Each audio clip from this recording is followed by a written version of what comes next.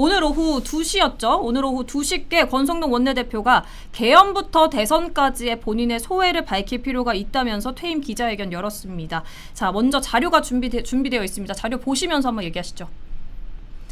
지금 권성동 원내대표 입장을 좀 요약해서 저희가 가져왔습니다. 자, 윤을 영입한 거 후회는 없지만 계엄 선포는 이번 대선 최대 패착이다. 윤석열 정권 탄생 적지 않은 역할을 했고 친윤 수식어가 본인에게 붙어 다녔다. 대통령에게 아부한 적도 특혜를 받은 적도 없는데 제가 자리에 무슨 욕심이 있겠습니까? 여기서 이제 두 가지를 또 주목하셔야 되는데요. 첫 번째, 권성동 원내대표 이제 다들 보시면 아시겠지만 윤 전 대통령과 확실하게 선을 긋는 이제 모습입니다. 그리고 두 번째는요. 이게 중요한 것 같은데요. 뭐 제 사견일 수도 있고요. 국민분들의 목소리일 수도 있습니다. 만약에 권성동 원내대표가 오늘 뭐라고 했었죠? 오늘 기자회견이 아마 거의 마지막 준비하는 기자회견이라고 이제 언급을 살짝 했는데 저는 그런 생각했습니다. 기자회견을 시작할 때 우선 대선 패배든 그리고 뭐 새벽에 후보 교체 논란이든 국민들한테 먼저 사과를 해야 되는 거 아닙니까? 본인이 이제 처음에 기자회견을 시작했었을 때 앞에서 이제 윤 대통령과 분명하게 선을 그으려는 모습, 그리고 이제 보수 지지자분들한테 어떻게 보면은 이제 본인이 해왔던 역할, 이런 본인의 이제 칭찬.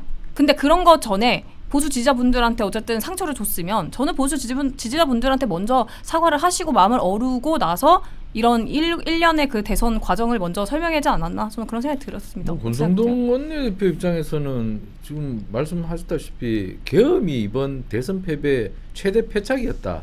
이렇게 말씀하셨기 때문에 저도 그렇게 봅니다. 이게 선거라는 게 구도와 인물이 있는데 이번 대선 같은 경우는 뭐 그렇게 흠이 많은 이재명 대통령께서 저쪽 야당 후보로 나왔지 않습니까? 한데 그렇게 흠이 좀 많으신 이재명 대통령께서 나오셔도 이 계엄으로 인한 대선이 이루어지니까 도저히 구도에서 이길 수가 없는 것이죠. 그렇기 때문에 이번 대선의 패착은 계엄이다. 이렇게 뭐 권성동 원내대표가 규정을 한 것은 사실 뭐 사실이죠. 거기에 대해서 물론 자신의 책임, 그러면 윤석열 대통령을 계엄하기 전부터 계속 따라다니면서 말려야 하나? 사실 뭐 이런 것도 있는데, 그리고 또 후보 단일화 과정에 지금 설명을 했죠. 후보 단일화는 국민의 명령이었고, 그리고 김문수 당시 대선 후보께서도 후보 단일화를 뭐 한덕수 총리 말씀을 빌리면 26번인가 약속을 하지 않습니까? 그렇기 때문에 거기에 대해서는 후보 단일화를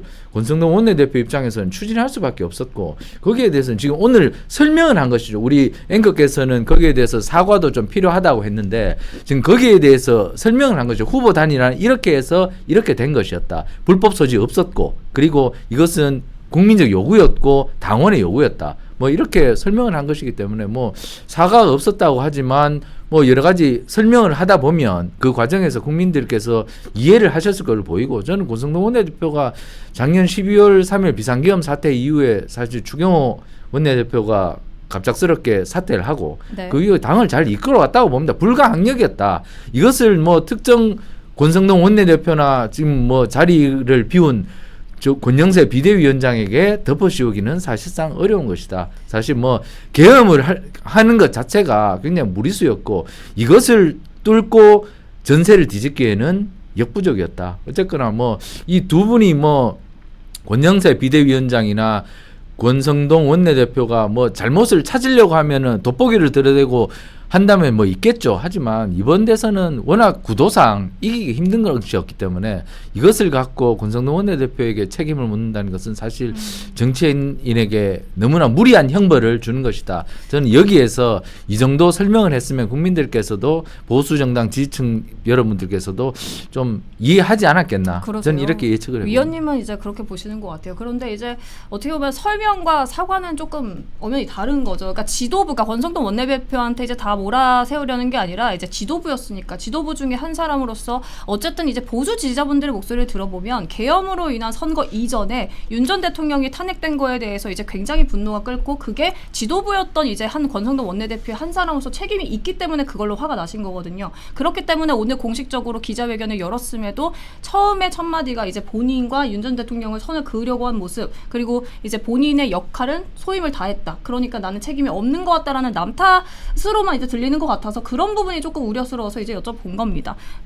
의원님 하신 말씀 있으십니까? 네. 이제 충분히 그렇게 생각하실 수가 있죠. 그런데 이미 이제 권성동 원내대표 같은 경우는 뭐 오늘 기자회견 말고 이제 원내대표를 사퇴를 선언하면서 본인의 좀 아쉬움과 국민들에게 좀 죄송한 그런 마음, 특히 우파 보수 진영에 대한 어떤 죄송스러운 어떤 마음을 뭐 이전에 좀 표명을 했다고 보고, 오늘은 그동안에 어떤 원내대표를 하면서 했던 과정 소회를 좀 말하는 어떤 그런 자리가 좀 중심이었다고 봅니다.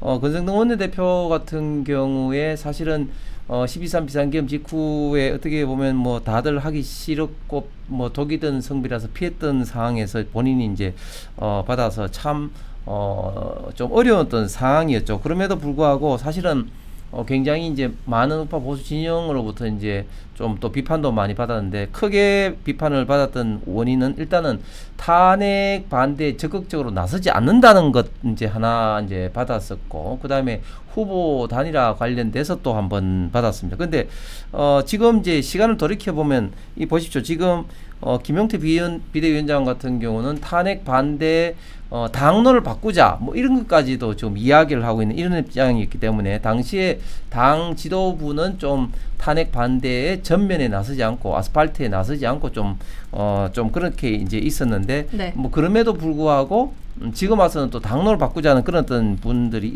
있는데, 그렇기 때문에 과연 그렇게 조금 직접 아스팔트에 나가지 않은 것을 가지고 지금 생각을 해보면은 권성동 원내대표나 지도부에 대해서 그렇게 강하게 비판하는 것이 맞았느냐, 이렇게 또 생각해 볼 수도 있고, 또 그다음에 이제 단일화 관련해서 물론 이제 아쉬운 감은 있습니다만은, 그때 당시는 또 단일화를 합리적으로 하는 것이 그래도 이제 우리가 빅텐트로 이재명 후보에게 이길 수 있는 유일한 길이다고 생각하기 때문에 당연히 또 단일화를 이제 할 수밖에 없었는데, 제가 이 시점에서 조금 아쉽게 생각하는 것은, 물론 이제 이게 이제 비대위원장이었던 이제 권영세 비대위원장이 가장 큰 어떤 몫이기도 했지만, 어쨌든 쌍건으로 대표되는 지도부 체제에서 조금 그 경선 관리를 하는 데 있어서 너무 조금 일정 관리가 조금 부족했다. 그러니까 그 민주당 같은 경우는 이재명 그 후보로 최종 4월 26일 결정됐는데 우리는 5월 3일에 결정됐단 말이죠. 네. 그래서 만약에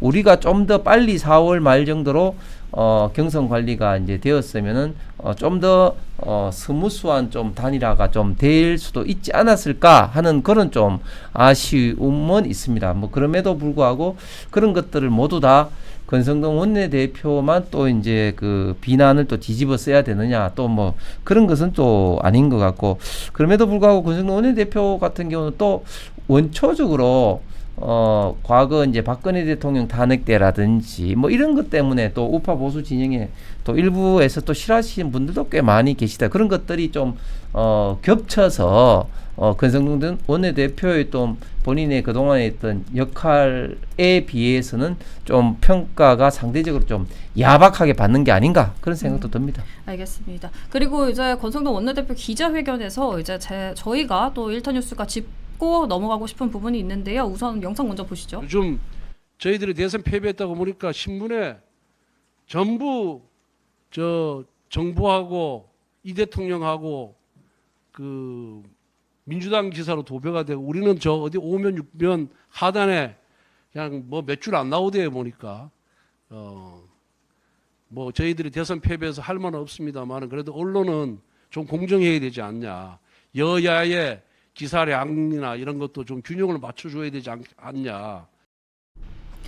언론사니까 언론사 관련한 발언을 저희가 안 짚고 넘어갈 수 없습니다. 언론사가 공정해야 한다, 이렇게 지금 권성동 원내대표 이제 발언을 했는데요.